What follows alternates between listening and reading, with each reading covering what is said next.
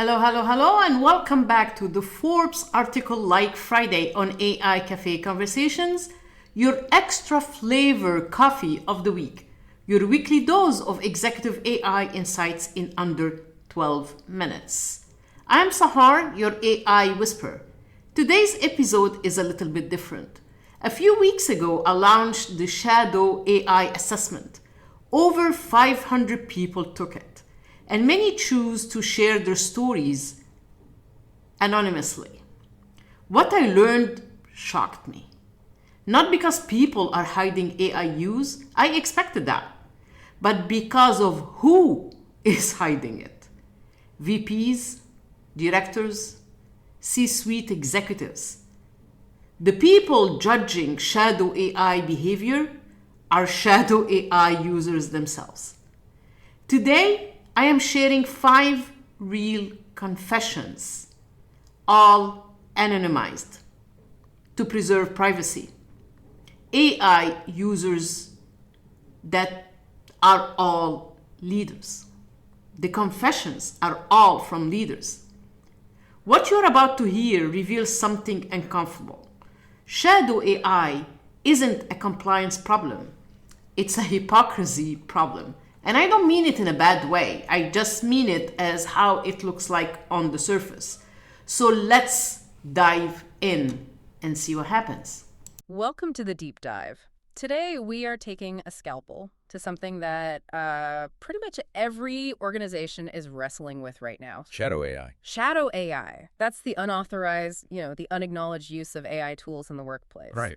But this isn't just theory. We're basing this whole deep dive on something pretty rare anonymous confessions.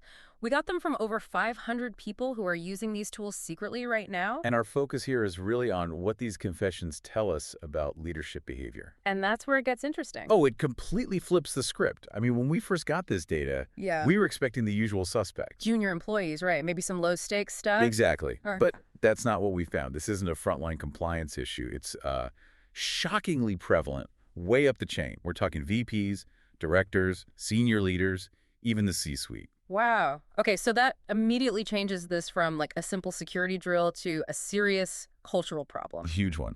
Okay, let's unpack this then. Because the core idea coming out of this material is that shadow AI is fundamentally a hypocrisy problem. Yes. Not just compliance. The very people who are supposed to be setting the rules are the ones breaking them. And that kind of dual reality where leaders are quietly deviating from their own policies, that is just killing organizational trust. It has to. Because when leaders do that, when they deviate silently, they send a message that transparency is dangerous.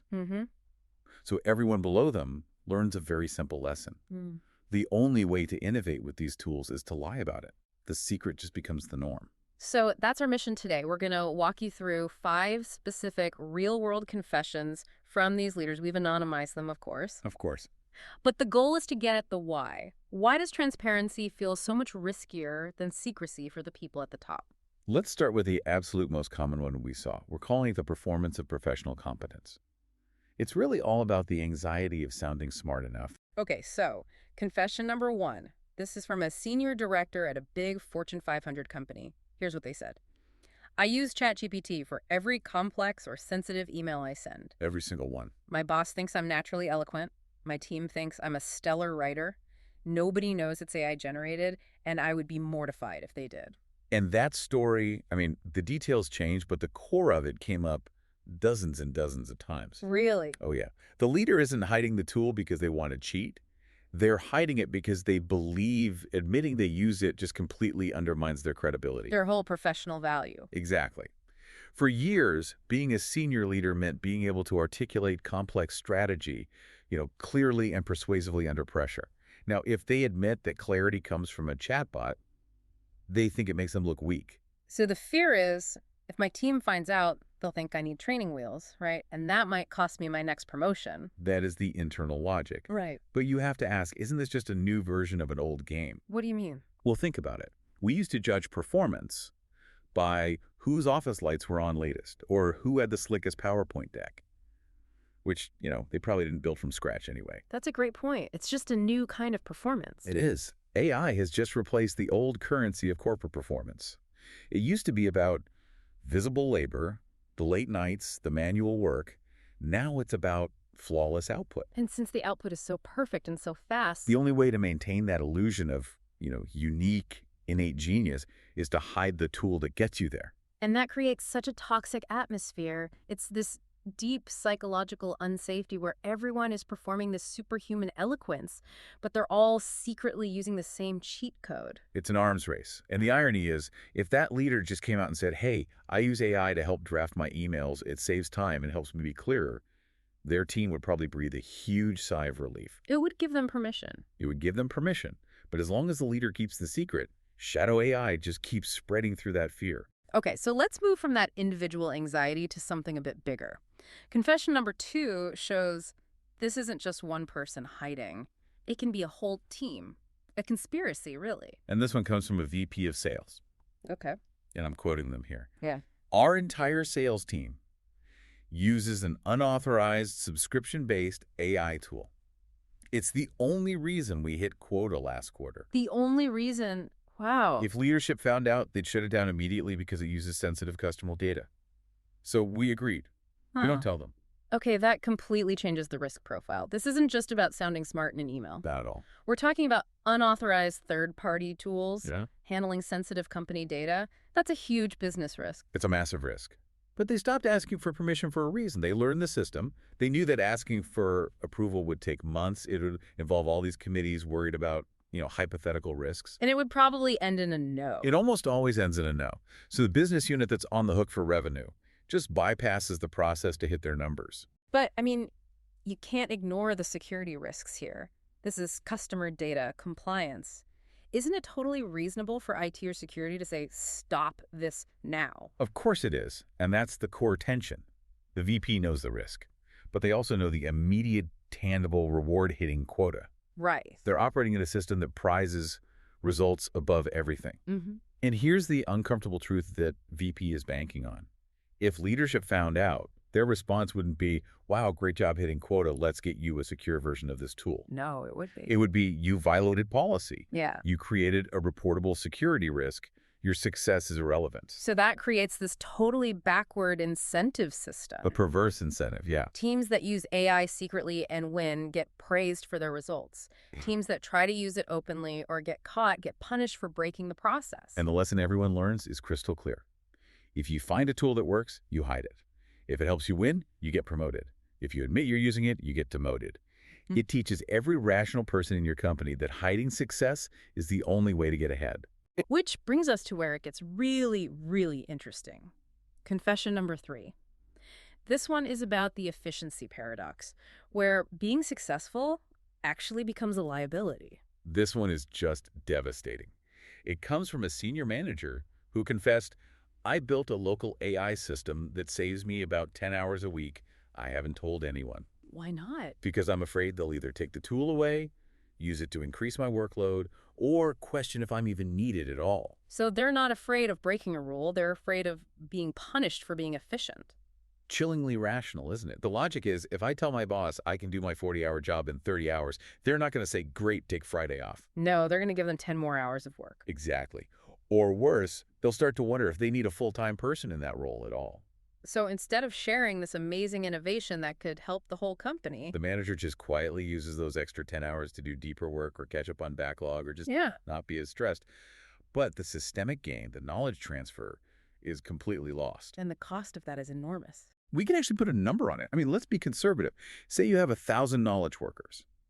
If they're each hiding just an average of 10 hours of productivity gains a week, That's 10,000 hours 10,000 hours of hidden productivity every single week. every week, that value is just vanishing. That is staggering. That's enough to fund major projects, solve huge bottlenecks. And it's just disappearing because the organization has no way to reward that kind of gain. None. So shadow AI isn't just hiding little experiments. It is actively concealing massive quantifiable value. The fear of efficiency is real because there's no bonus, no protected time for innovating. The only rational move is to hoard the gains yourself. Which means your digital transformation stalls out before it even starts. Okay, that is huge. Now let's go to the very top. Let's talk about leadership hypocrisy with confession number 4. Straight from the C-suite. This executive admitted that their team knows they use AI for, quote, Small stuff summaries, routine emails, but they actively hide using it for strategic decision-making. Things like scenario analysis or drafting the presentations for the board. The important stuff. Why hide that? Because it's a calculated political act. It's about preserving the traditional image of executive authority. They need to be seen as the sole, unassisted architect of strategy. Admitting they used AI for that would feel like admitting weakness. So they're sending two totally different messages. Verbally, they're saying AI is a great efficiency tool. Right. But the behavioral lesson, the one that really sticks, is don't you dare use this for anything that actually matters. That's it. That is the lesson the entire organization learns. AI is fine for tactical, low-stakes work. But for the big investments, the key initiatives, that's for the humans, who must appear to be doing it all alone. Which completely guts the potential of AI. I mean, the real value isn't summarizing email threads. Of course not. It's in accelerating those huge strategic decisions. It is. But this behavior creates what we call strategic containment. AI adoption never happens in a meaningful way because the leaders won't model transparency for the work that truly matters. It keeps AI shallow and tactical forever. Which brings us to our last one, confession number 5. This one explains the structural failure that lets all of this happen. It's from a director of operations. And it's so simple. They said, we have an official AI policy. Nobody follows it, including me. Including the director. But we pretend we do because changing the policy would take months of committee meetings and risk legal and security getting involved in a way that would just freeze our actual work. He's describing what you call policy theater. Exactly. Everyone performs compliance in public, while in private, everyone knows the policy is broken, it's unrealistic, it's unenforceable, and it was probably built on a fundamental mistrust of the actual users. So why not just fix it? If everyone knows it's broken, why keep pretending? It's not just the bureaucracy, it's the trust deficit. The people who wrote the policy, legal, security, often don't trust the people who need the tools, sales, marketing, to use them safely. So fixing it means getting them all in a room to agree on a new level of acceptable risk. Which is a huge political battle that most leaders would rather just avoid. So the bad policy stays, shadow AI continues, and everyone keeps up the pretense. Until something goes wrong. Until there's a breach or an audit.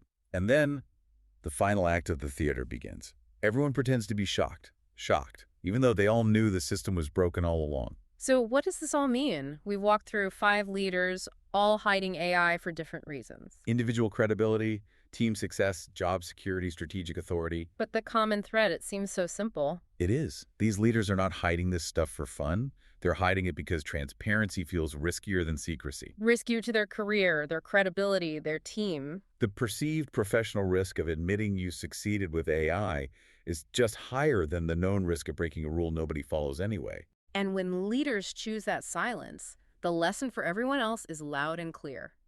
Shadow AI is the norm. Talking about it is the exception. That's how the epidemic spreads, through silent modeling from the top down. So the solution isn't just better policies, though obviously those are needed. No, the solution is that leaders have to go first. They have to model the transparency they want to see, talk about the tools they're using, what's working, and crucially what isn't. Share the failures. That's the only way to shift the culture away from this fear, to redefine competence around integrating these tools, not pretending you don't need them. Which leads us to a final provocative thought for you. The source material points to a coming step, a process sometimes called an AI amnesty, a way to bring all this underground work into the light without punishment. A way to actually value the results that shadow AI has been generating. Exactly. So here's the question to leave you with. If your current policies incentivize your best people to hide their successes, what massive institutional value, what competitive advantage are you sacrificing just to maintain a broken system? Think about those 10,000 hidden hours a week. We'll leave you with that thought. 5 confessions, 5 leaders, all hiding AI use. None of them are hiding because they're breaking rules for fun. They're hiding because transparency feels risky. When transparency is risky, people choose silence. Like I said, it's not really hypocrisy. The solution isn't better policies.